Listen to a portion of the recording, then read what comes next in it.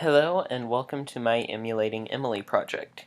If you cannot tell by the squeaky voice and the description on the YouTube video, this is Grant Wolf. Okay, so for my Emulating Emily project, I decided to do the poem, Heaven is What I Cannot Reach. And here it is. Heaven is what I cannot reach, the apple on the tree, provided it do hopeless hang. That heaven is to me. The color on the cruising cloud, the interdicted land, behind the hill, the house behind, there paradise is found. After teasing purples, afternoons, the credulous decoy, enamored of the conjurer, that spurned us yesterday. Now, why did I choose this poem? There were three major reasons why I chose this poem. The first reason had to do with the illusions she used. I was able to pick up on some of the illusions, which made the reading experience a little bit better for me. Most of her illusions are biblical, and then there's one Roman culture reference. The second reason is that throughout this poem, Emily talks about kind of a piece of human nature that I find very interesting. She talks about how we always want to get what we really can't have. And then the third reason is that poetry really isn't my strong suit. So I noticed that this poem had no rhyme scheme, it was pretty short, and that the main topic of it was to state a goal, it was basically to state a goal and make a comment about human nature. And these were three things that, I kind of did in my version of the poem. So it made the project a little bit easier for me almost. Alright, so first I'm going to go through and analyze Emily's poem. Alright, I'll just do this stanza by stanza. Heaven is what I cannot reach, the apple on the tree. And now, in that section, the apple on the tree, that's actually a reference to Genesis in the Bible, the first book. And the apple on the tree, that's a reference to the forbidden fruit, something that humans know we can't have, but we still want very badly. And that's what heaven is to her, something she wants really badly, but she can't have it. Provided it do hopeless hang, that heaven is to me. Provided it do hopeless hang means that, it just sitting there takes away her hope. It takes away the fact that she knows that she can't get it, takes away hope for her. The color on the cruising clouds. Now that is actually a reference to Exodus, when Moses was leading the Jews out of Egypt. Pardon me. The cruising cloud is what led him, and that symbolizes God. The interdicted land. The interdicted land is another reference. It's the land in the Bible.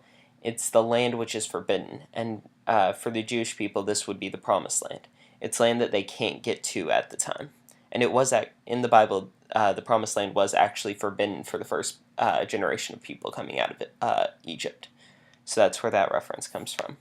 Behind the hill, the house behind, there paradise is found.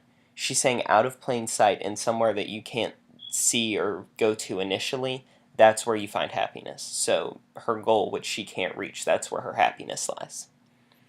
Her teasing purples afternoons. That is the Roman, it's actually Roman, Greek, and Egyptian. It's a reference to those three cultures. The color purple at those times represented royalty. The credulous decoy, enamored of the conjurer. That one I actually read by the conjurer. It kind of has a negative connotation, which I think is important. By the conjurer, I think she's referencing God, specifically the Christian God, because she did have a negative experience with that. The conjurer can mean the creator, literally, and I think that's how she takes it. But she also uses it, instead of just saying the creator, she uses the conjurer because it's a negative word, but it has the same meaning. And she's saying that God kind of conjures up things, so it does make it seem like a bad thing. That spurned us yesterday, and yesterday is a very important word in this, because yesterday she's saying that conjurer, that God, is an idea of the past. It's something that's not meant to continue on today. She's saying it's outdated. So that's how I analyzed her poem, and then this is my version of it. Heaven is what I cannot reach. I had to copy that from her due to the project. The cup in the top cupboard. Given I can never get to it, sitting, so the campus is waiting, just for me. The school colors on the fraternity's yard, the promised land. After graduation, independence after. There, enlightenment is found. The school's streaming red, late nights, becoming more intelligent, advancing, enigmas of the professors that push us on to the new lesson. Alright, and how did I emulate Emily? Like I said before, Emily made several allusions in her poem. I tried to do the same, and a lot like Emily, most of my allusions were references to the Bible. Grammatically, I based the structure of my poem around hers, so wherever there are dashes in her poems, there are dashes in mine. Wherever there are commas in her poem, there's commas in mine. Wherever there are periods in hers, there's a period in mine. So I kind of based it like that. And lastly, thematically, our two poems are very similar. Her poem focused a lot on reaching for something which is unattainable. I know she didn't know she would reach her goal. Ultimately, I do know that this poem is about me going to college, and I know that ultimately I will go to college. It's just waiting that sucks. Alright, so now I will analyze mine and show you how it relates. Heaven is what I cannot reach. Like I said, I had to copy that for the purposes of this project. The cup in the top cupboard, and that is a lot like the hanging apple in her poem. So that's where I got that idea from. Given I can never get to its setting, so the campus is waiting just for me.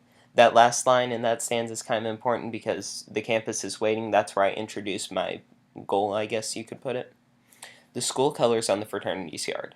The Promised Land. The Promised Land is a reference, like I said, to the Bible. Just like in hers, I referenced the Promised Land. After graduation, independence after. There, enlightenment is found. Enlightenment is the key word in this stanza because literally enlightenment means an eye-opening experience.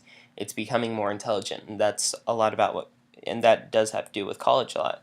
But it's also an allusion to a point in history, the Age of Enlightenment, where scientists and philosophers, the intellectual elites, believe that the only way you could learn about life is through experience. And that's kind of how myself and a lot of other people view college, is that you learn more through experience. So that's where that comes from. The last stanza is, the school's streaming red late nights. And in this case, I actually did mean to use red. I didn't just randomly choose that color. I used red for two reasons. The first being that a lot of schools that I'm looking at, or that I was looking at the time I wrote this, their school color is red. And then the second reason is that red historically or not really historically, but kind of culturally, has symbolized envy, and I do admittedly somewhat envy the people who are already at that stage in their life. Becoming more intelligent, advancing, enigmas of the professors that push us on to the new lesson. There are no real analogies or anything for the last three lines of that stanza. They're just meant to be very straightforward. Well, that's it. And then there are the points of how I emulated her. Thanks for watching. I know it was forced, but hope you enjoyed it.